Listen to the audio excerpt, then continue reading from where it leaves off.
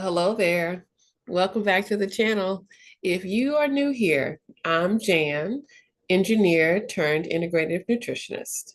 Last week, we talked about the value of getting to the root of your problems, whether that be that you happen to be tired all the time.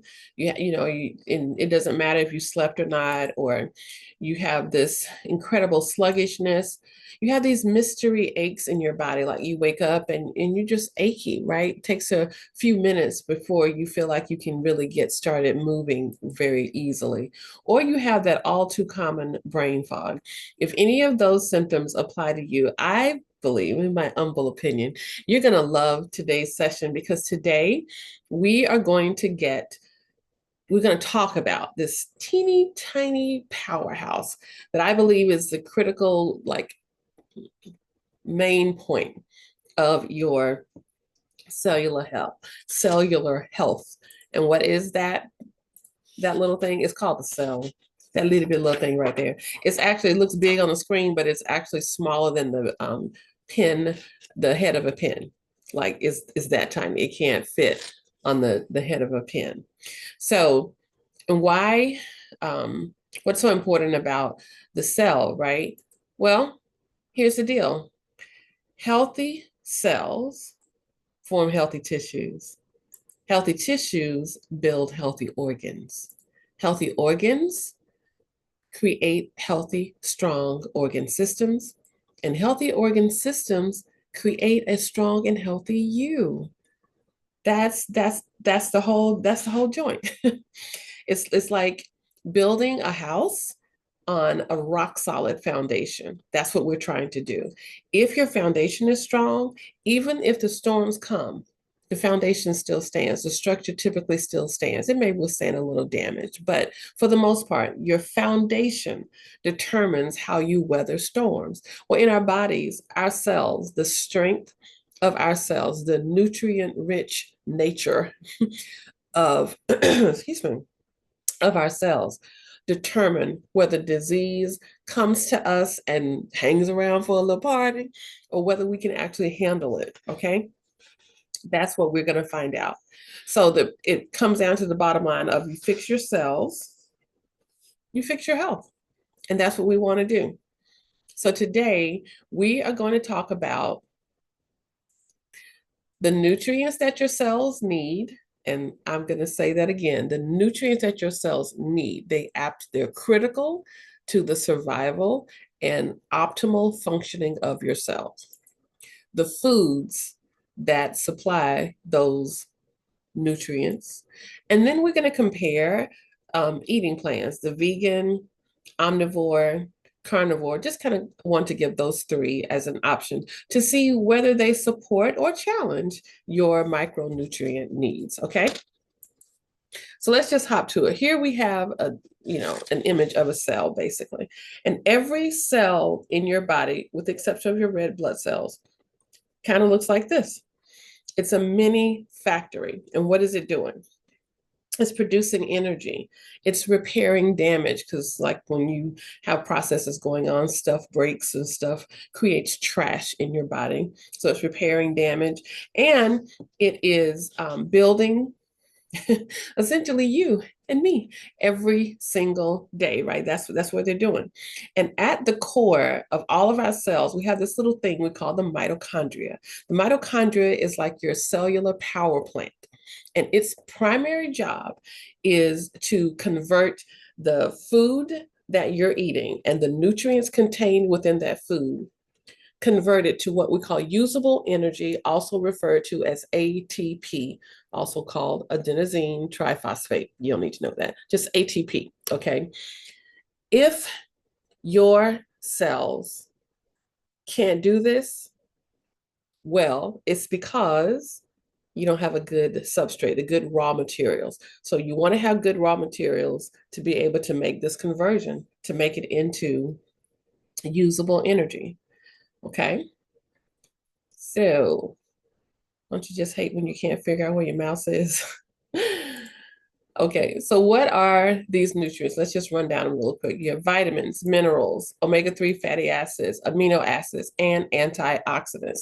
Those are the things that we need in order to make the cell work well. Just like gasoline in the fuel tank of a car. You're not going to put soda in your car and expect your car to run well. And that's all I'm going to say on that. Okay. So let's look at them. Let's look at them a little bit more detailed as we go along here. Vitamins are what I'm going to call the cellular MVPs. Why would I say that? Because B vitamins fuel energy production and they keep your DNA in check. The vitamins C and E are antioxidants and they zap free radicals. Vitamin D protects the mitochondria and it boosts your immune system. Vitamin K keeps calcium in line so that mitochondria stay healthy. And there's this cute little fun fact I like about vitamin K. In the Old Testament, Jews were told to circumcise their male children on the 8th day.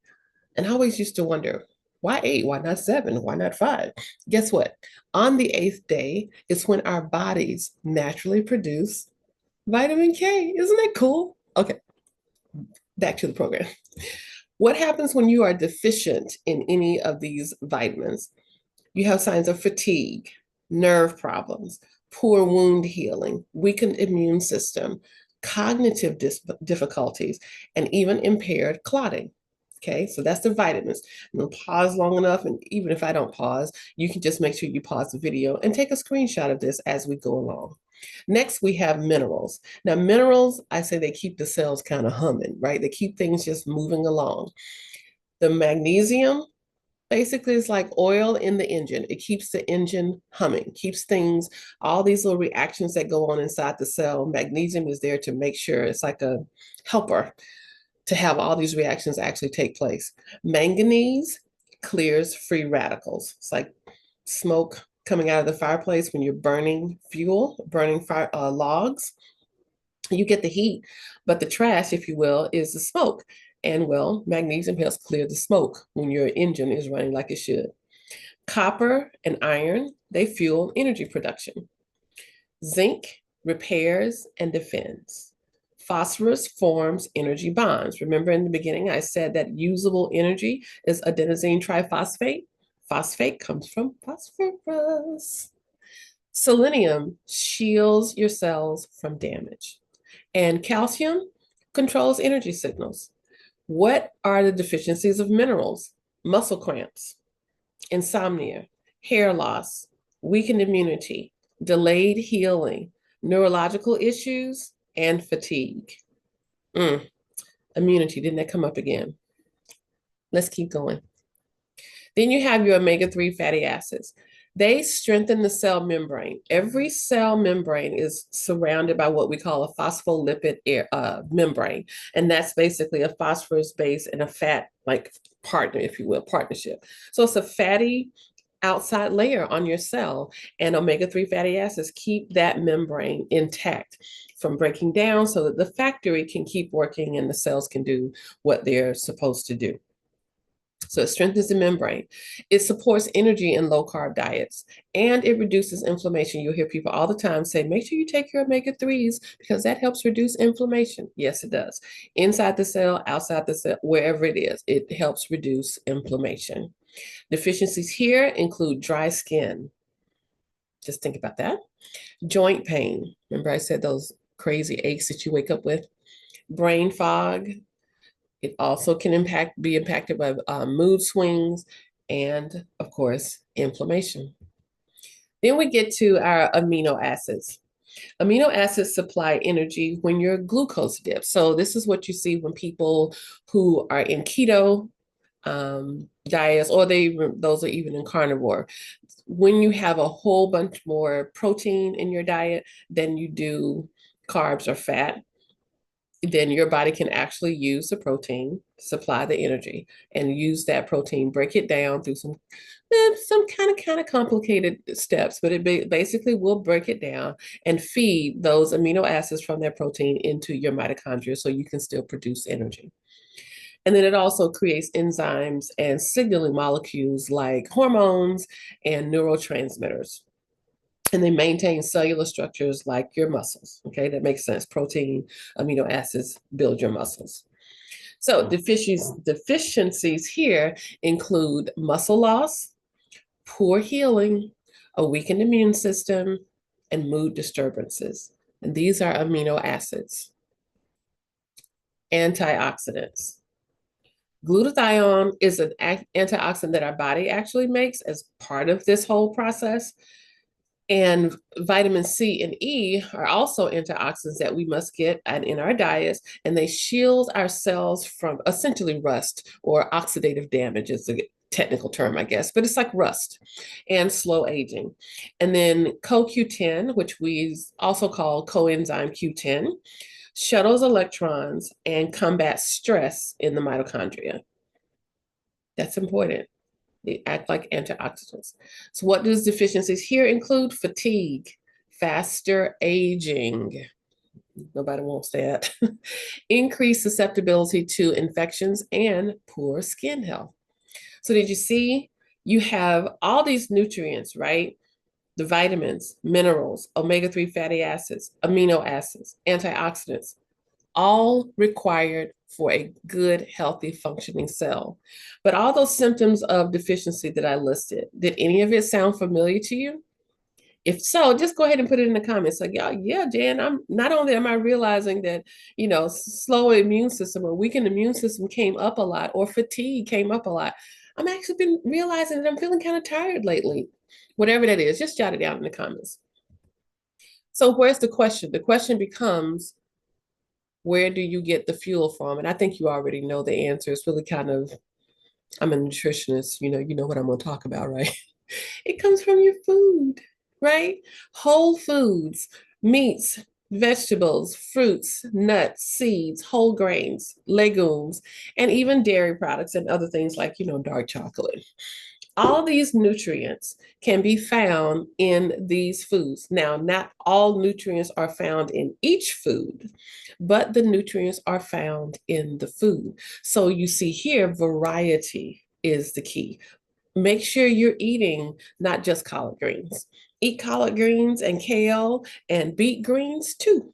And when you're eating spinach, then don't just eat it raw. Eat it raw, stir fry it, squeeze a little lemon on it. Those are things that maximize the opportunity for you to get more of those micronutrients that I listed in your body. That's the goal. And if you pay attention, you notice that these are what I call perimeter foods, right? Think about a grocery store. You walk in the grocery store. Where do you see the produce? Typically right to the right. Some stores have it to the left, but very few. Most of the ones that I go in, it's on the right? And so you have all the, what I guess I would say what's in common with all the things that are on the perimeter are all these things will perish quicker than the stuff that's in the aisles. And so I like to encourage my clients to spend more time on the perimeter than you do in the aisles. And I will say this, because our commercial production of these fruits and vegetables, and even our meat, conventional raised meats and stuff like that, over the years have just been, how can I say this? Well, because of our practices, then the nutrient quality of our fruits, vegetables, nuts, seeds, whole grain, and meats, everything has actually kind of declined over the years. So in some cases, you will look at this and you'll say, well, Jan, if I just eat all this, what if I eat all this food and I eat like this anyway and I'm still tired? Well, you may actually need to supplement. I'm not going to say just go out and supplement, even though there are some people who will tell you to do that. That just based on if you're just going to eat strictly from the grocery store and that kind of thing, then well, yeah, if you're going to do that, then there are people who will tell you absolutely make sure that you supplement and a whole food multivitamin and omega-3 fatty acids, because a lot of us, we get so much omega-6s from our diet, from the stuff that we eat, which I'll show you on the next slide about. But if you need to supplement, that's okay. But I always say test, don't guess. right? Don't just think that you need it. There are ways, there are tests available to find out whether you are deficient in one of the nutrients. And that's a good way to see, is the diet that you're currently consuming, the foods that you're currently consuming, do they supply what your cells need? You can get your blood tested and find out. Isn't that a cool thing? I love doing that. And here's what I say for those of us, when those times when you're shopping, right, and you forget that you should be staying on the outer perimeter and you have to go inside the aisle because you know you got to get salt and pepper or whatever, and you see those other things. One of the things I say to myself is what's on the screen. Just because you can chew and swallow does not make something food. So I'm not going to tell you that I eat fruits, vegetables, nuts, seeds, whole grains, and all this all the time. Because remember my intro, I am an engineer turned nutritionist. I didn't always even care about, like, I didn't even think about food and what it had to do with my health. That didn't come until many years later, long after my degree and been working professionally. None of that did. Okay. But when my mind got changed, I still had some old habits. They're old things that I love to this day, and I'm not ashamed to admit it. I love myself some nacho cheese Doritos, okay? Now, I don't have those on a regular basis, not at all. But there's some days when I just want a bag of chips and I'm just going to eat it, or I'll eat potato chips or something like that. So I'm not trying to say perfection here is the goal, because it isn't. Progress is the goal. I want you to know where, like, when you look here and you see all of these foods, right? You see these things that you realize that if the bulk of your diet consists of really the foods that God gave us to eat, when you see the fruits, vegetables, nuts, seeds, whole grain, those are all things that He created out there in nature for us to eat, to feed basically ourselves. Then, okay, those are the things that you should be doing. But the reality is, most of us don't do that all the time. We have all this stuff in our diet and available to us and commercialized in our faces all the time. So you'd have to be made of steel, I think, just to, unless you were raised, on a with parents who were health conscious all the time and you never ate junk food and all that, power to you. But if you weren't, the idea here becomes load yourself with nutrients. In fact, with my clients who I help predominantly, I don't think I've ever even said that. Predominantly, I help, not predominantly, but I do help clients who struggle with blood sugar issues, whether that's, any kind of metabolic dysfunction from PCOS up to type 2 diabetes, right? And what I have said to them is, it is, I could say, do these things, 7 days a week. Always stick to it. Don't miss the plan. But I think that's just unrealistic. So 6 days, I try to tell them, stick to the plan 6 days out of the week. And then on the seventh day, chill out. And don't go crazy on the seventh day, but on the seventh day, just chill out. And so that means sometimes you may go get some ice cream, or you may have a pack of French fries. It's just that you understand it's not necessarily feeding your cells, but I want you to have a nutrient surplus. So if you happen to eat something that's a nutrient deficit, if you will, you kind of balance out. But let's keep going, because I don't want to spend too much time here. I want us to look at, what are these three things? Let's look at the vegan, the omnivore, and the carnivore. So a vegan diet is incredibly rich in antioxidants, fiber, and minerals because of all the fruits, vegetables, nuts, seeds, whole grains is eating. This is a wonderful, nutrient-rich diet. However, most vegans do not get B12, so that needs to be supplemented, okay?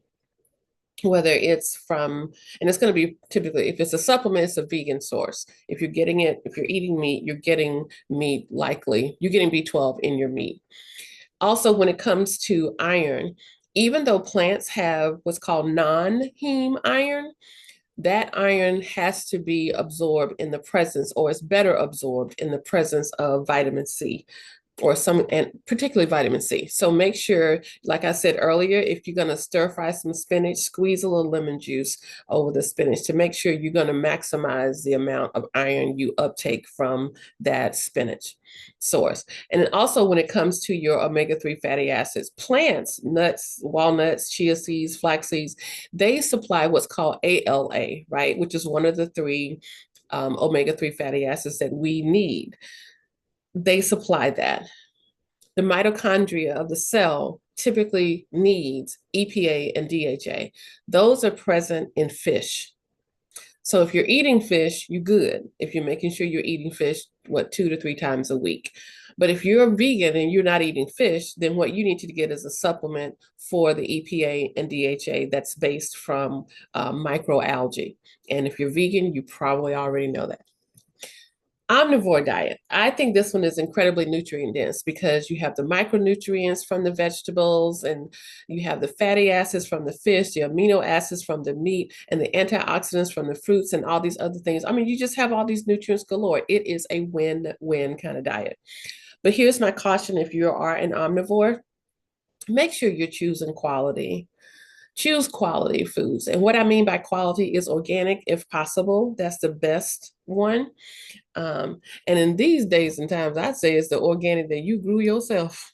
And if you didn't grow it, then maybe you have a relationship with a local farmer who grew it, and you know that you know them, so you know that they're not spraying their fruits and vegetables with a whole bunch of chemicals and stuff, and they're raising them. Very conscious of the environment. They're doing regenerative agriculture, things like that. Make sure you're getting quality. Get your meats, not necessarily, well, get your meats high quality, clean, lean, uh, grass-fed, grass-finished, especially like cows. Cows don't eat corn, y'all. I mean, they do if that's what you feed them. But if you put the cow in an environment and said, feed yourself, the cow would eat grass and weeds and flowers and stuff like all day long, but mostly grass and weeds. I digress, and I'm gonna get back on task here. So for omnivore, just make sure you choose quality, okay? And then we have the carnivore. And when I talk about the carnivore, I'm saying meat only, that there's no dairy and no eggs, although there's some carnivores who do eat meat and dairy. I'm sorry, dairy and eggs. And you can see on this slide here, I have fish and turkey and chicken and seafood and red meat. And this is because the idea is that you're getting a multiplicity of flesh, okay, not just red meat. Here's the deal though. It's rich in fatty acids, it's rich in amino acids, and it's rich in B12 from the flesh and the fat. That's good. That's a lot of them things you're getting, right? But you typically are lacking antioxidants because cooking zaps antioxidant availability. That's just a reality. It just does. So I'm not going to say you're not going to get any. Don't come for me, carnivores. But you will get a reduced amount of availability just because of cooking. That's just how it works. Because think about this. Typically, a lot of the fruits and some vegetables, but fruits like we call those things bell peppers, they're really good with vitamin C, right? But when you think of vitamin C, normally we think of like citrus fruits, and we don't typically cook those. We just peel and eat because most availability of the vitamin C is in the fresh state that it comes in off the tree, okay, or off the vine or whatever. And then it's lacking fiber because there is no fiber in flesh. So you may suffer from diarrhea or constipation. You just need to pay attention to how your body responds to your diet and make decisions as needed. And then because you're not eating plants typically, then you're going to be lacking in magnesium. And magnesium, remember from our slide way back in the beginning, as one of the minerals, it is critical. It's the one that oils the engine, basically keeps things running good. So if you're not eating any plants, you're probably lacking in magnesium. That may be something you need to consider supplementing also. But here's the deal. At the end of the day, it doesn't matter whether you're vegan, omnivore, or carnivore. The real deal is learn how to listen to your body. Pay attention to how you respond to the foods that you feed you. And if looking at this is giving you a headache, you're thinking, Lord, have mercy. I've been eating at XYZ restaurant for a long time. And because I've been ordering their salad and and I'm thinking, whatever it is, the idea here, like I said before, is progress, not perfection. I want you to realize that pay attention to what your body needs and then do what's necessary to feed your body. And if you find yourself in a space where you're looking at this and you're going, what am I going to do? I realize I suffer from a lot of those symptoms and whatnot. Then get yourself a practitioner like me or someone else who knows how to help you figure out what's going on in your body, like what's causing the symptoms you're experiencing, and then give you a personalized plan to help you maximize your cell health. Why? Because healthy cells form healthy tissues. Healthy tissues build healthy organs. Healthy organs create strong, healthy organ systems. And healthy organ systems makes a healthy, thriving you. And that's the goal. We want you to thrive, okay? So that's what we call the levels of organization. And I just want to ask you, what is your power plan? How are you going to power up your cells? What are you going to do? Put that in the comments below because I really want to know what people are doing. Like, what diet? Did you identify with one of those? Or did you say, you got a question? Because I didn't talk about vegetarian and I didn't talk about paleo. And because I was like, girl, I could go down a rabbit hole for real if I tried to cover every single diet plan there is out there. But I just want to give you an idea of where you could find what you need. So if this was good for you, you know the deal. Like, subscribe, and share. Because not only does this help me, it helps me help you and helps me help other people like you. So share it to your contacts. There may be someone in your circle who would benefit from this information. I just want to say I'm grateful for the opportunity to share with you. And I want you to tune in and be here for next week when we talk about what are the threats to your health, what are the top threats, what's killing your cells, and then how to fix it. Okay, that's what we're going to do. And I hope that I see you next time.